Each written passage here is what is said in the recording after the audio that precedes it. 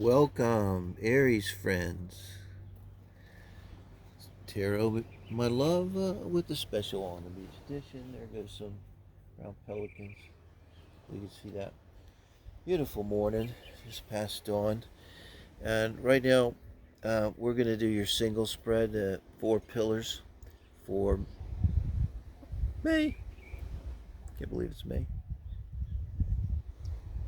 My God, the retrogrades are getting ready to start. Okay, we've already shuffled. I name of light and love, so it serves the greatest good. What could Spirit tell us here for our soulmate for Aries? We're going to try to describe them here, meet them, bring them in even. Let's have them come in. This is for super single Aries. Kind of wide open, you know. We're clearing a lane at the runway, and your soulmate's been circling for years, maybe. Now there's an opportunity because you're super single, totally single. And now we're going to meet the one that's right for you, not the next mistake, the next ex-wife, ex-husband, ex-boyfriend, ex-girlfriend, but the one who's meant for you and you're meant for them. And we're going to look at the emotional, intellectual, sexual, and love and lifestyle core value, 4 pillars, to try to identify them. And we're going to come out emotionally. And this reading's a little different. But you have death in the 5 of Wands. This is their emotional nature. So don't let the death throw you. Although death at the top, I'd look for possibly a Scorpio moon here person. Comes to mind that position. They probably had a difficult childhood, and they've known a lot of transformations in life. They could have Pluto conjunct the Sun, Pluto conjunct Moon, Pluto square Venus, a tight orb, something like this, in their astrological chart, guys.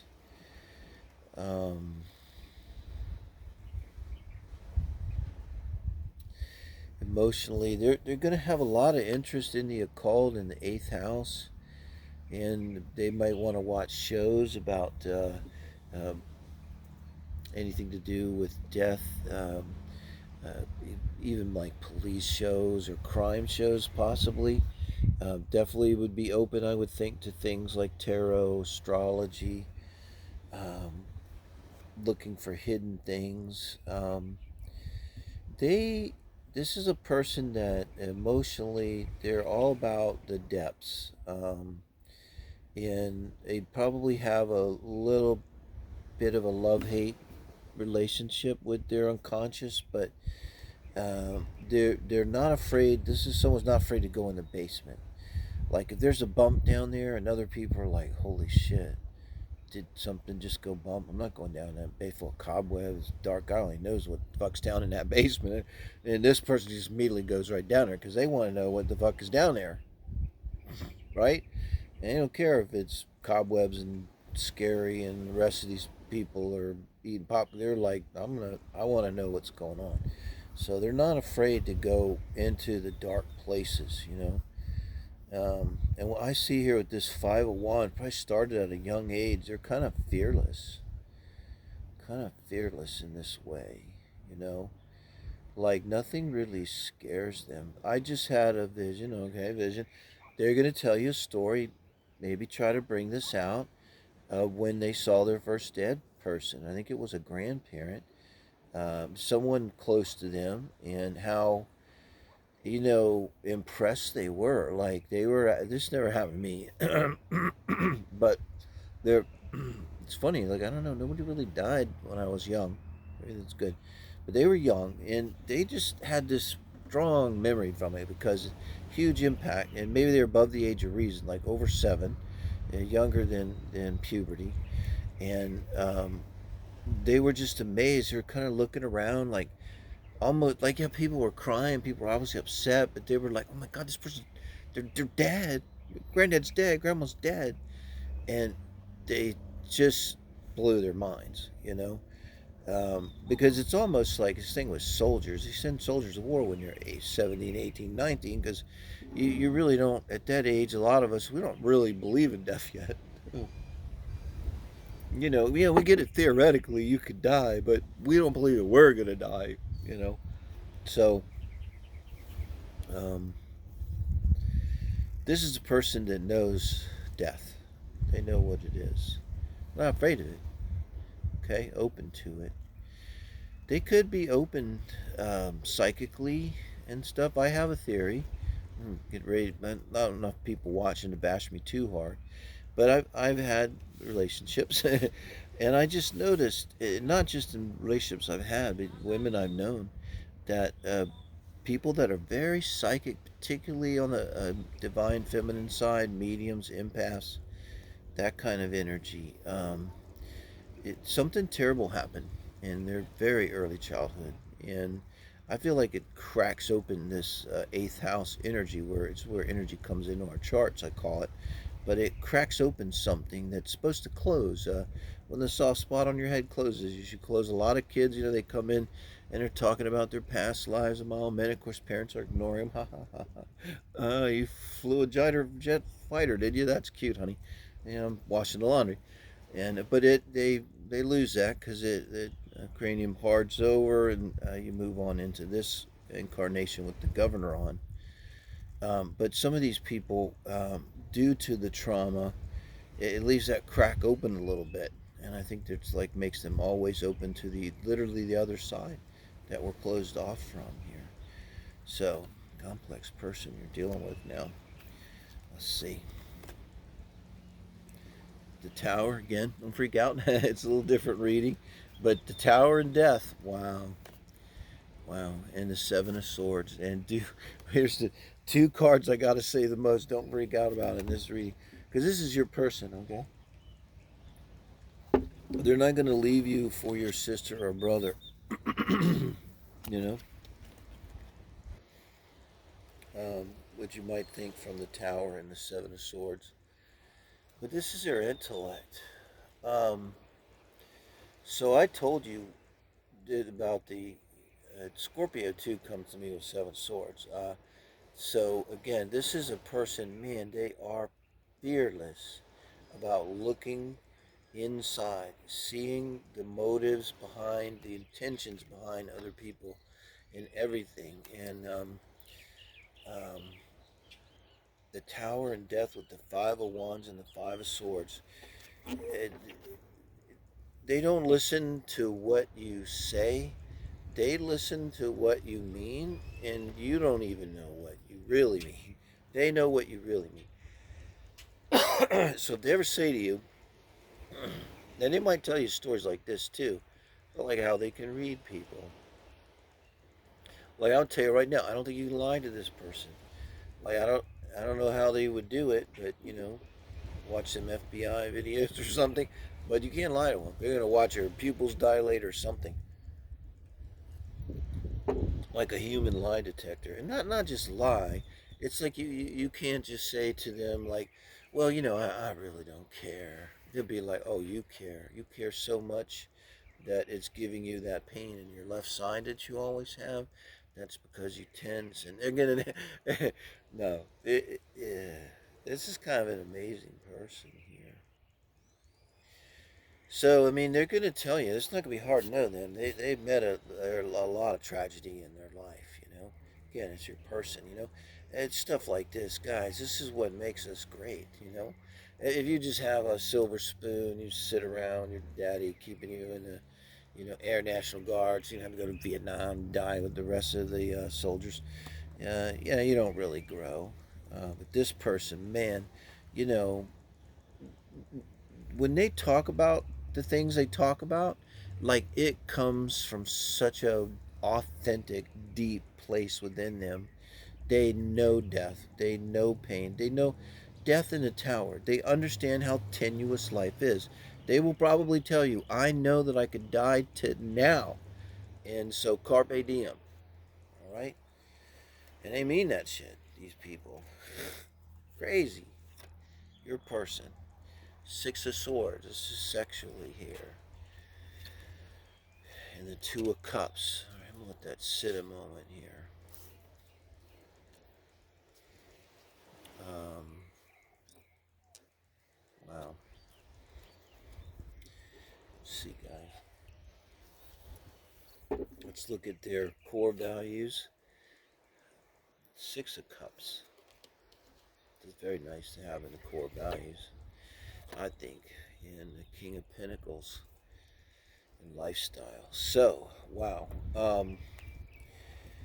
Mature person, I could say, if past their first Saturn return, like say they've learned a lot from life, like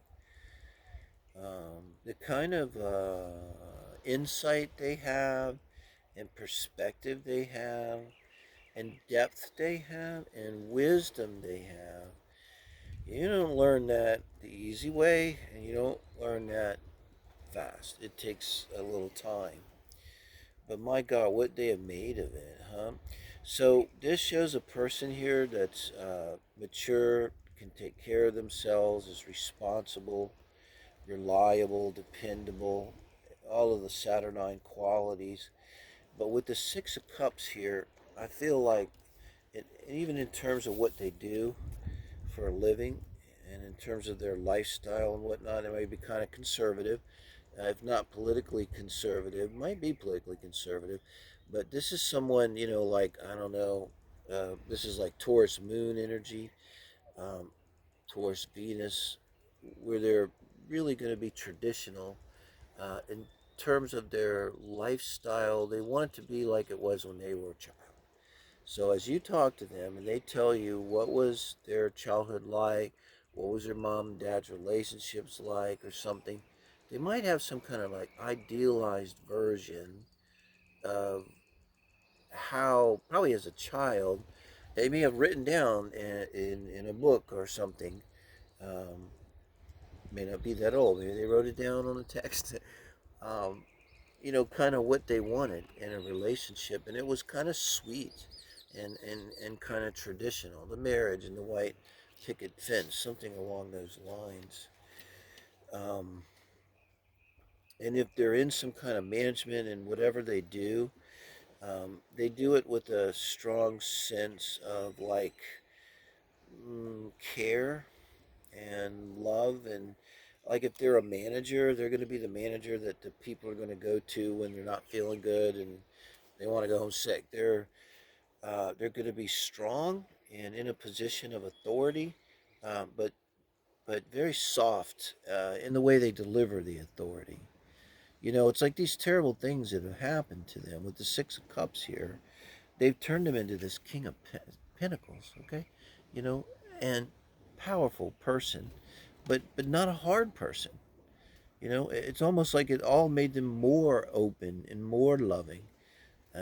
In the perfect example of someone, you don't have to be weak, to be open and to be vulnerable and to be loving and to really care. And they care about their life. They care about their home. They want it to be nice. It means a lot to them. Um, that you know they want the home to be their castle. They're not going to want any hassles at home. They want a safe space at home. They're going to make a safe space at home. This is your person, so you're not going to be unhappy about that. Now with the Six of Swords and the Two of Cups, all this stuff that happened to him in the past, I think sometimes we have sometimes the most trouble fully dispelling it is sexually, because sexually has to do with our bodies, and so much of this stuff gets into our bodies. And I don't think are someone that has a lot of sex. I think they're going to hear this. They may have tell you a story where they've gone through long periods of being celibate. They may be now going through as they meet you. I don't really read that here, but I wouldn't be surprised, because there's someone that goes, they don't sleep with someone unless they're in love, and it doesn't, with their background. Look, are they going to fall in love at the drop of a hat? No. So they don't have a lot of sex because they're not, in love constantly, right? Um,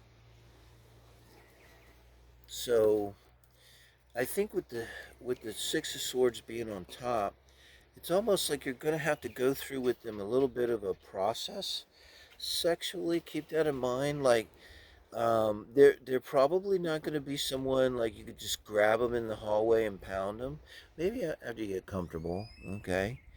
Um, it's almost like there's at the beginning there's going to be a little bit of resistance for them. It takes them a minute, but they go through some kind of process in their body where they shift into this Two of Cups, which is in this position, very emotional sex. They might cry after sex. They really lose themselves and have a strong emotion. They need sex emotionally. Okay, like a Cancer Mars comes to mind strongly with them, and they've done well with a Cancer Mars. It might be why they're still so loving and everything, you know. And they may have like a Gemini Venus with this Six of Swords.